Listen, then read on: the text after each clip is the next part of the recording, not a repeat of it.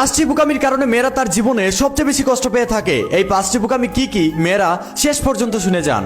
1, তারা নিজের মতো সবাইকে সরল সহজ মনে করে। তারা যেমনি কারো বিশ্বাস ভেঙে প্রতারণা করে না, তারা এটা মনে করে তাদের মতো সব মানুষ। এটা ভেবে তারা প্রত্যেকটা মানুষকে বিশ্বাস করে ফেলে, সরল সহজ মনে করে ফেলে। এই একটা বোকামির কারণে মেয়েদেরকে অনেক কষ্ট পেতে হয়। 2, মেয়েরা এই একটা কারণে সবচেয়ে বেশি কষ্ট পায়, সেটা হলো তাদের অতিরিক্ত আবেগ।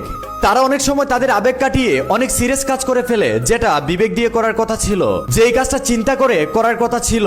যেই মেয়েরা একটু বেশি আবেগী হয় তাদের সাথে মানুষ প্রতারণা করে বেশি, তাদেরকে মানুষ কষ্টও দেয় বেশি। 3, অনেক মেয়ে আছে নিজে ভালো থাকার কথা চিন্তা না করে অন্যকে ভালো রাখার চিন্তা করে। আসলে এই মেয়েগুলো হচ্ছে পৃথিবীর সবচেয়ে বোকা মানুষ। যারা নিজের ঘর অন্ধকার করে অন্যের ঘরে আলো দিতে যায়, তাদের জীবনে কখনো সুখ আসে না, শান্তি আসে না। 4, মেয়েরা এই জায়গায় সবচেয়ে বড় একটা বোকামি করে।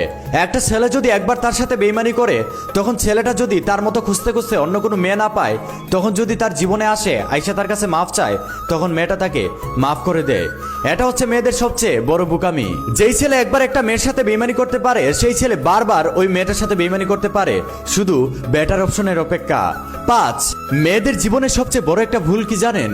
তারা যখন সংসারী হয়ে যায়, তখন তারা নিজেদের চিন্তা না করে তারা তাদের সংসারের চিন্তা সবসময় করে।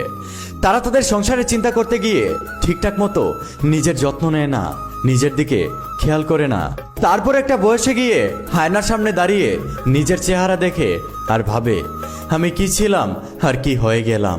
তাই সর্বশেষে আমার মেয়েদের জন্য একটা মেসেজ থাকবে, জীবনে যাই করেন না কেন নিজের জন্য একটু চিন্তা করবেন, নিজে ভালো থাকার চেষ্টা করবেন।